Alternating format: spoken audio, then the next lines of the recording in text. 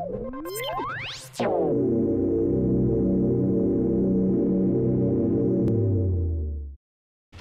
everybody, my name is Danny Taylor, owner of VeganProteins.com, and today we are going to be doing a series about emotional eating.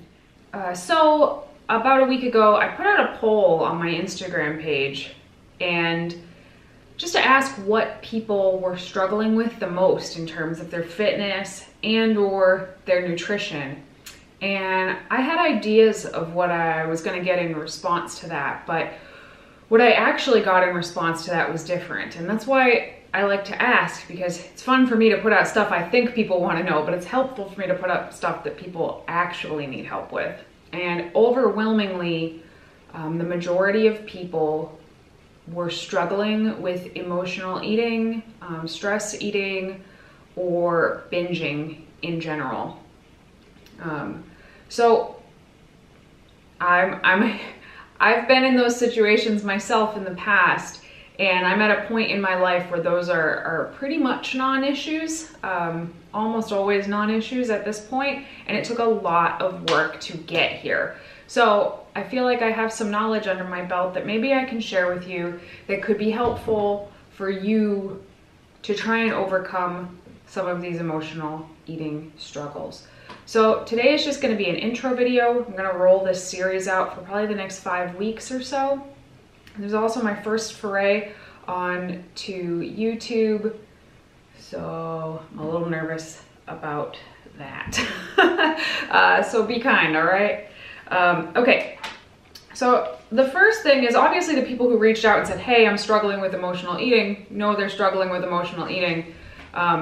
But some people do struggle with these things and they just aren't really sure or don't really know if it's a problem or not. So I just wanted to go over some red flags that should kind of make you stop and think like, oh, I do that. Maybe I have a problem with this, or maybe this is happening and I didn't even know it. So red flag number 1, in my opinion, is food focus or food obsession. If you're finding yourself thinking of food over and over and over throughout the day, or kind of obsessing over what your next meal is going to be and how you're going to put it together, like following food pages on Instagram and just kind of drooling over them, even though you know you're never going to have any of those things. I mean, we all follow some food pages on Instagram, but when food in general is taking up a large part of your thoughts, it's usually a red flag and something you should pay attention to. The next red flag, in my opinion, is if you're finding yourself emotional eating or binging at the end of the day.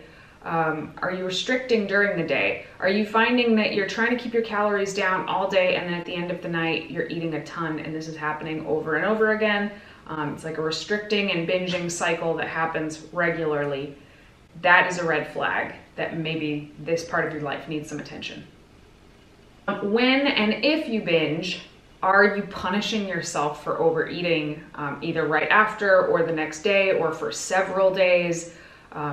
Do you feel like you need to make up for what you screwed up on a regular basis? Do you feel like you need to punish yourself after you overeat? That would be a red flag. Are you afraid of food? Like, are you afraid of being around food? Are there certain foods that you're afraid of? Food is not something that we should be afraid of in general. So if you're finding yourself, avoiding outings because this particular type of food is going to be there and you don't really trust yourself around it, it's definitely a red flag. So aside from just being afraid of foods and not wanting to be around those foods because you don't trust yourself, do you find yourself saying, well, X food is terrible and it's such a bad food and it's so bad for you, you should never eat X food, whether it's like a specific food like French fries, or if it's a whole type of food like carbs. If you're finding yourself saying this is bad, that's usually a sign that you don't have the greatest relationship with food and maybe something you should evaluate.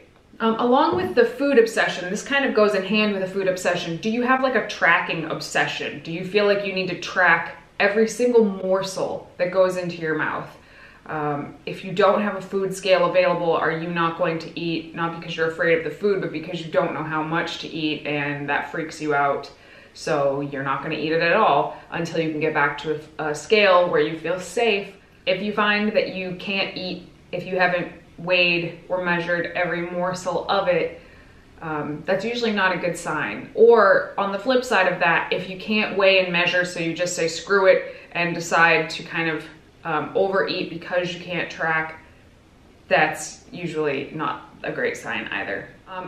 When you are going through some heavy emotions, whether it's sadness or anxiety or anger, or sometimes even like joy and celebration, do you find yourself always reaching for food?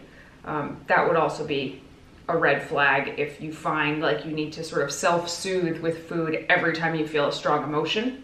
You know, emotional eating, a lot of times we paint it as the absolute worst thing that you could do, like emotional eating, no. But the truth is we all emotionally eat from time to time. You know, birthday parties, holidays, things like that, we celebrate with food around, and that's not always a bad thing. It can be a really good thing. You celebrate a promotion at your job by going out to dinner. Technically, those things are emotional eating, but it doesn't mean that it's beyond your control. So some of the red flags that I mentioned, like food obsession, tracking obsession, restricting, and then binging, those often can get out of control. And that is when you really need to look at yourself. When you can no longer control these behaviors, that's when you need to look and say, I think I need to do something about this. Maybe I have a problem. If you have identified with a lot of the things that I just said, I think it's really, really important to stop and think about this, because a lot of times when people feel like something pertaining to their eating is getting out of control, they feel like, oh, I just need to buckle down, or I just need to do this harder, like I need to control myself better, I have no willpower. And obviously there's a fair amount of willpower required in fitness generally. But when it's these particular things that I just mentioned, I don't think that buckling down and gritting your teeth through it is really the best way to go about things. There may be points in your journey from having an unhealthy relationship with food where you do have to just kind of white knuckle your way through it, but that should not be the only approach at all. So if you've identified with a lot of these things, I think it's important to ask yourself, is this completely beyond my control? And be very honest with yourself if it is or it isn't. Is this something that's impeding on my day-to-day life? Is this stopping me from doing something that I love? Is it taking up so much of my headspace that I can't perform my job properly or care for my family properly, or anything along those lines? If food thoughts are getting in the way of your day-to-day life, it's probably a good time to reach out to a professional and see if you can get some professional help for this. And professional help ranges from counselors all the way up to full inpatient care, and sort of talking to a doctor and deciding, one, if you need those things. I think pretty much everybody could benefit from counseling, but also if you do need those things, then where should you go? And what level of care do you require? This series is not going to be for people who require anything more than maybe some counseling. I am not a doctor, I am not a psychology professional or anything like that. I'm just a personal trainer and coach who has been in these situations and wants to offer some of my own advice on things that may help you to find your path to a healthier relationship with food. So I just want to reiterate, if you are having any of these thoughts and they are impeding upon your life, it is very important that you speak to a qualified medical professional and see what they suggest for you. Eating disorders kind of run the gamut from slightly disordered eating, maybe a little bit of an unhealthy relationship with food, all the way through full-blown eating disorders. But it's important to understand that even if you don't have a full-blown eating disorder, you could absolutely have some issues around food in your relationship with it, and I would care to wager that most people kind of do have those issues. So I definitely think that most people could benefit from talking to a counselor. If you guys follow me on any social media, you know that I take mental health very, very seriously. It is absolutely critical to pretty much all aspects of your life to try and keep your mental health as good as you possibly can. So definitely, if you think maybe you have some issues, I would seek out a counselor. And if you don't have a counselor in your area, or you don't want to physically have to go to see a counselor, maybe you're really busy, maybe you have kids and you can't get away, I would highly recommend checking out BetterHelp.com. Yeah, I just think BetterHelp.com is doing a really good job of making mental health care more accessible to everybody, regardless of your schedule or whether or not you have health insurance. That's a really, really big one, at least if you're in the United States. So even with health insurance, if you have a copay for therapy and you're seeing them once a week, that can be anywhere from $40 if you're lucky, all the way up to like $150 or more. At one point, seeing a therapist, even with my insurance, had a $50 copay, so I was paying $200 a month on top of my insurance to speak to a therapist. Ranges from $35 to $70 a month, and you can have video sessions, phone calls, text message support, which is really cool. You definitely don't get that usually with in-person counseling. And they have almost 2,000 therapists, I believe. So you fill out a little quiz, they match you with somebody that they think would be the most beneficial to you.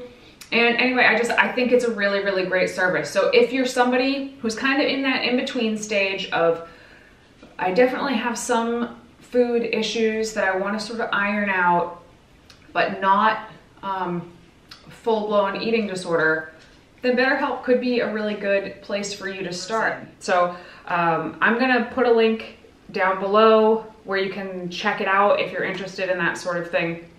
I mean, I think that everybody should be speaking to a counselor or a therapist fairly regularly anyway, even just for like mental health maintenance. Sometimes your mental health can sort of start to get a little wishy-washy, and you might not even notice it until it's too late. So again, if you think you have an issue, definitely speak to a doctor. Let them know what's going on. Let them know if you're having like intrusive thoughts about food, and speak to them to determine what level of care would be the best for you. And maybe it's just little tweaks. And if you're a little tweaks person, that's what I'm here for right now. If you think you have an eating disorder, probably just turn this off right now, because it's not going to be what you need. Maybe one day it will be what you need for fine-tuning a relationship with food, but for people that have actual full-blown eating disorders, you need full medical care. That's what you need, not me. So just wanted to get that out of the way right now. So first, just to recap, identify if you have any red flags going on. Definitely take an inventory of where you stand in your relationship with food. And even if you just have one or two little red flags, it's definitely good to work on them. You always want to be working on them, because other ones can creep up over the years and you want to stay on top of it. If you have a lot of red flags and you think it is intruding upon your day-to-day life, speak to a professional. I cannot recommend that enough. And keep your eyes open. I have lots of things coming in the next several weeks to help us begin to sort of break down why emotional eating and or stress eating and or binge eating can happen, and what can we do about it. What are some actionable steps, I'm all about actionable steps, that we can take to help improve our relationship with food and, you know, keep excessive emotional eating at bay. So thanks so much for watching. Keep your eyes peeled. There's more stuff coming. And if you have questions or stuff that you want me to address, you can just leave it down below and I will do my best to either answer the comment or maybe it'll make its way into the next video. So really looking forward to kind of going through this muck with you guys. All right. Looking forward to seeing you. Bye.